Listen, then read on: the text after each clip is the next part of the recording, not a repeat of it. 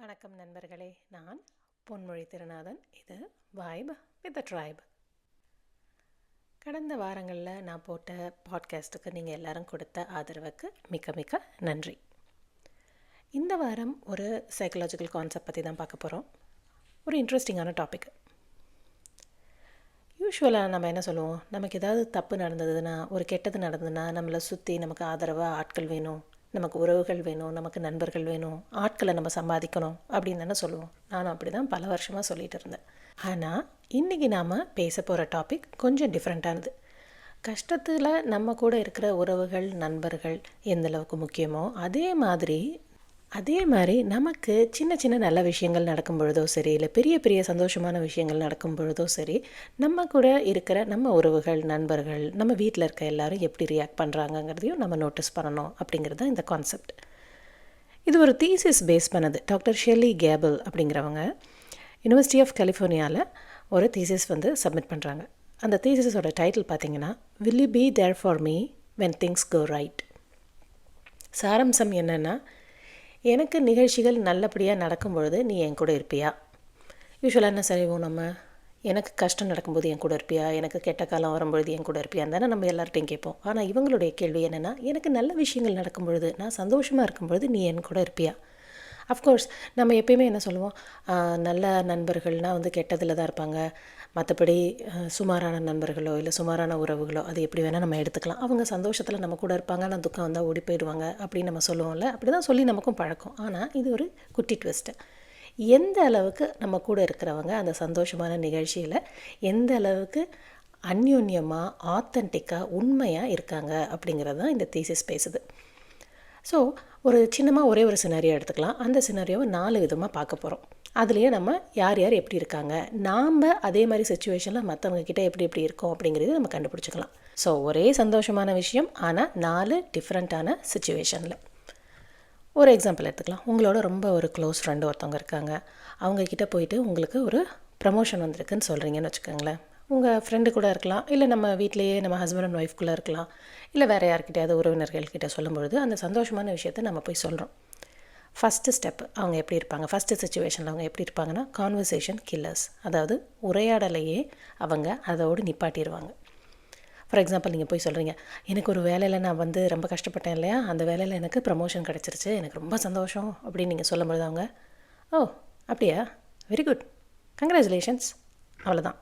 இந்த மோனோடோனில் ஒரு உணர்ச்சியே இல்லாமல் சொல்லிவிட்டு அவங்க ஃபோனை நோண்டுற வேலைக்கோ இல்லை அவங்க பார்த்துட்டு இருந்த வேலைக்கோ கிளம்பி போயிடுவாங்க. நமக்கு ரொம்ப ஆர்வமாக அந்த விஷயத்தை அவங்க கூட பகிர்ந்துக்கணும்னு நம்ம வந்திருப்போம். ஆனால் அவங்க சுரத்தையே இல்லாமல் கேட்கும்பொழுது அவங்க சொல்கிற வார்த்தைகள் எல்லாமே கரெக்டாக இருக்கும். ஆனால் அவங்க சொல்கிற டோன், அந்த தொனி கண்டிப்பாக டிஃப்ரெண்ட்டாக இருக்கும். நமக்கு சொல்கிற ஆசையே போயிடும். இவன்ட்ட ஏன்டா சொன்னோம், பொறாமல் பிடிச்ச பைய அப்படின்னு சொல்லிட்டு நம்ம அமைதியாக போயிடுவோம். இதுதான் கான்வர்சேஷன் கில்லர். இதுக்கு எப்படி சொல்கிறாங்கன்னா, சில சமயம் நம்ம குழந்தைங்க நம்மக்கிட்ட ஏதாவது ஒரு நல்ல விஷயத்த சொல்லணும், சந்தோஷமான விஷயத்த சொல்லணும்னு ஓடி வருவாங்க. ஆனால் அந்த நேரத்தில் நம்ம ஏதாவது ஒரு வேலையில் இருப்போம். மாடர்ன் டைம் பேரண்டிங்கில் நம்ம என்ன நினச்சிப்போம், அந்த குழந்தைகிட்ட பழைய ஆளுங்களாக இருந்தால், கத்தி உனக்கு புரியுதா இல்லையா, நான் முக்கியமான வேலையில் இருக்கேன், இப்போ சொல்லிட்டு இருக்கேன், வெளியில் போ அப்படின்னு கத்துவாங்களா இருக்கும். ஆனால் நான் மாடர்ன் மாமு, அதனால் நான் என்ன சொல்ல போகிறேன், நான் அம்மா கொஞ்சம் பிஸியாக இருக்கேன், 20 மினிட்ஸ் கழிச்சு நீ என்கிட்ட பேசுகிறியா, அப்போ கண்டிப்பாக என் வேலை முடிஞ்சிடும் அப்படின்னு நம்ம அந்த குழந்தைய அனுப்பிச்சிடுறோம். பாதிக்கு பாதி நேரங்களில் கரெக்டு தான் இந்த அப்ரோச். ஏன்னா நம்ம வேறு ஏதாவது முக்கியமான விஷயத்தில் நடுவில் இருப்போம், பாதியில் விட்டோம்னா அந்த விஷயம் கெட்டு போயிடும். ஸோ அதை முடிக்கணுங்கிற அவசியம் இருக்கும். பட் சில நேரங்களில் நம்மளால் கண்டிப்பாக அந்த டைமை அந்த குழந்தைக்கு கொடுத்துருக்க முடியும். ஆனால் நம்ம வேறு ஏதோ ஒன்று பண்ணிகிட்ருப்போம், அதை முடிக்கணும், அவ்வளோ அவசியம் இல்லைனாலும் அதை முடிக்கணுங்கிற ஒரே எண்ணத்துக்காக அந்த குழந்தைய 20 நிமிஷம் கழிச்சுவான்னு சொல்லுவோம். 20 நிமிஷம் கழித்து மோஸ்ட்லி அந்த குழந்தைங்க திருப்பி நம்மகிட்ட அதை சொல்லாதுங்க. நாம்ளாக போய் அதை கேட்டால் கூட அது எந்த அளவுக்கு சந்தோஷத்தோடு நம்மக்கிட்ட சொல்ல வந்ததோ அந்த அளவுக்கு சந்தோஷத்தோடு ரீக்ரியேட் பண்ணி அந்த குழந்தைனால சொல்ல முடியாது. இதுவும் ஒரு விதமான கான்வர்சேஷன் கில்லர் தான். யோசிச்சு பார்த்தா இது மாதிரி விஷயங்கள் நம்ம நிறையா தடவை நாமளே செஞ்சுருப்போம், நாமளும் அனுபவிச்சிருப்போம். 2வது சுச்சுவேஷன், இதே மாதிரி ஒரு ஃப்ரெண்ட் இருக்காங்க, அவங்கக்கிட்ட நீங்கள் போய் சொல்கிறீங்க, எனக்கு ப்ரமோஷன் கிடச்சிருக்கு, நிறையா சம்பளம் கிடைக்கும், நல்ல ஒரு மரியாதை மதிப்பெல்லாம் கிடைக்கும் அப்படின்னு சொல்கிறீங்க. ஆனால் அவங்க என்ன பண்ணுறாங்க, ஆமாம் எனக்கும் இப்படி தான் 3 வருஷத்துக்கு முன்னாடி நான் ஒரு வேலையில் இருந்தேன்னா அப்போ எனக்கு ஒரு ப்ரமோஷன் கிடச்சதா, அப்போ எனக்கு அவ்வளோ சந்தோஷமாக இருந்துச்சு, அப்போ தான் அந்த புது கார் வாங்கினேன்னு அப்படியே டைவர்ட் பண்ணி வேறு இடத்துக்கு கூப்பிட்டு போயிடுவாங்க. இல்லை சம்மந்தமே இல்லாமல், அப்படியே கங்க்ராச்சுலேஷன்ஸ், ஆனால் உனக்கு தெரியுமா அந்த 3வது வீட்டில் இருக்கார்ல அவர் வேறு ஒரு வீடு வாங்கியிருக்காராம் அப்படின்ட்டு புதுசாக ஒரு டேட்டா கொடுப்பாங்க, ஹைஜாக் பண்ணிடுவாங்க. இந்த சுச்சுவேஷன் பேர் கான்வர்சேஷன் ஹைஜாக்கர். உரையாடலை வேறு ஒரு திசைக்கு வேறு ஒரு வழிக்கே கூட்டிகிட்டு போயிடுவாங்க. இது மாதிரி ஆளுங்கக்கிட்ட பேசும்போது நீ லூஸா இல்லை நீ நிஜமாகவே சந்தோஷப்பட்டு அடுத்ததுக்கு போயிட்டியா, எனக்கு ஒன்றுமே புரியலை, நம்ம ஒரு குழப்ப மனநிலைக்கு போயிடுவோம். ஒன்று டாப்பிக்கே மாற்றி கூட்டிகிட்டு போயிடுவாங்க, இல்லைன்னா இதை விட பெருசாக ஒரு கோடு பக்கத்தில் போடுறேன் பாரு அப்படின்னு கோடு போடுவாங்க. இதுவும் அந்த 2 பேருக்குள்ளே இருக்கிற உறவை வலுப்படுத்தாது, நாளடைவில் அது கண்டிப்பாக சேதப்படுத்தும். 3வது சிச்சுவேஷன், சேம் கண்டிஷன். ஒரு ஃப்ரெண்ட் இருக்காங்க, அவங்கக்கிட்ட போகிறீங்க, இதே மாதிரி நீங்கள் சொல்கிறீங்க, எனக்கு வேலை கிடச்சிருக்கு, சம்பளம் நிறையா வந்திருக்கு, மதிப்பு மரியாதை ப்ளா ப்ளா ப்ளா, அதுவே.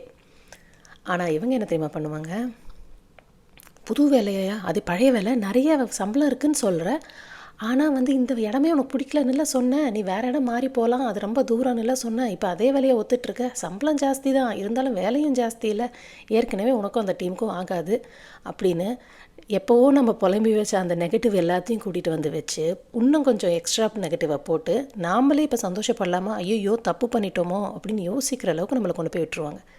இவங்க ஜாய் கில்லர். நம்மளுடைய சந்தோஷத்தையும் அழித்து நாம்ளே ஐயோ பண்ணது தப்பு போல இருக்கே அப்படின்னு சொல்லி நம்ம பிரெயினே கன்ஃபியூஸ் ஆகிடும். அது மாதிரி பண்ணுறவங்க தான் ஜாய் கில்லர். இது மாதிரி ஆட்களையும் நம்ம பார்த்துருப்போம், இது மாதிரி ஆட்களாகவும் நாம்ளும் இருந்திருப்போம். இது மாதிரி பண்ணும்பொழுது எகெயின் இந்த மோடில் நம்ம அவங்க கூட பேசினாலும் அந்த உறவு வலுப்பெறாது. ஸோ இதுவரையும் 3 பார்த்துருக்கோம், conversation killer, conversation hijacker, joy killer. சரி, நான் எப்படி தான்ப்பா இமோட் பண்ணணும் அப்படின்னீங்கன்னா அதுதான் 4வது ஜாய் மல்டிப்ளையர். சேம் சினாரியோ போகலாமா? ஃப்ரெண்டுக்கிட்ட போகிறீங்க, ப்ரமோஷன் கிடச்சிருக்கு, நிறைய சம்பளம் கிடச்சிருக்கு, மதிப்பு மரியாதை எல்லாம் சொல்கிறீங்க. அவங்க எக்ஸ்டட்டிக்காக ஜென்யூனாக ஆத்தென்டிக்காக சந்தோஷப்படுறாங்க. அப்படியே ரொம்ப சந்தோஷம், நீ எவ்வளோ நாள் இந்த வேலையில் கஷ்டப்பட்ட, நல்ல வேலை, உனக்கு நல்லது நடந்தது, என்ன நடந்தது ஒன்று விடாமல் சொல்லு, அப்படி சொன்னாங்களா, அதுக்கு நீ எப்படி சொன்ன, வேறு என்ன செய்வாங்க அப்படின்னு க்யூரியஸாக நம்மக்கிட்ட கேள்வி கேட்க கேட்க அந்த சந்தோஷமான மனநிலைமைக்கு நம்ம திருப்பி போயிடுவோம். அதை திருப்பி எக்ஸ்பீரியன்ஸ் பண்ணுவோம். சொல்ல சொல்ல நமக்கும் சந்தோஷம், கேட்க கேட்க அவங்களுக்கும் சந்தோஷம். இதுதான் ஜாய் மல்டிப்ளையர். இது மாதிரியும் நம்ம வாழ்க்கையில் நிறைய பேர் இருந்திருப்பாங்க, நாம்ளும் நிறைய பேர் வாழ்க்கையில் இருந்திருப்போம். இந்த 4 சினாரியோவும் பார்த்திங்கன்னா ஒரு வெறுப்புனாலேயோ, நேரமின்மைனாலேயோ, ஒரு சலிப்புனால, டயர்ட்னஸ்னால் அந்த முதல்ல இருந்த 3 கேட்டகரியில் நம்ம ஈஸியாக விழுந்துருவோம். ஆனால் அந்த உறவுக்கு அது செய்கிற நியாயமாக இருக்காது. 4வது கேட்டகரி எப்பயுமே பெஸ்ட்டாக இருக்கும்னு நான் நினைக்கிறேன். சரிப்பா, அவங்க சொல்லும் பொழுதெல்லாம் அவங்களுக்காக சேர்ந்து நான் சந்தோஷப்படுறேன், அவங்கள விடவே சந்தோஷப்படுறேன், டீயை விட கப்பு சூடாகுது, ஆனாலும் நான் ஏதாவது சொல்லும் போது அவங்க கேட்க மாட்டேங்கிறாங்களே, அதுக்கு நான் என்ன பண்ணுறது, நான் மட்டும் கேட்டுகிட்டே இருக்கணுமா அப்படின்னு நீங்கள் கேட்டிங்கன்னா அந்த கேள்விக்கு என்கிட்ட பதில் கிடையாது. ஆனால் நாம் செய்கிறத நம்ம செஞ்சுட்டே இருப்போம், அவங்க செய்கிறத அவங்க செஞ்சுட்டே இருக்கட்டும்.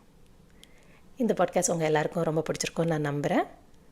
மீண்டும் அடுத்த ஒரு பாட்காஸ்ட்டில் உங்களை சந்திக்கிறேன். அது வரைக்கும் vibe with a try. Moonlight thoughts உங்களுக்கு பிடிச்சிருந்ததுன்னா லைக் பண்ணுங்கள், கமெண்ட் பண்ணுங்கள், ஷேர் பண்ணுங்கள், சப்ஸ்கிரைப் பண்ணுங்கள். நன்றி, வணக்கம்.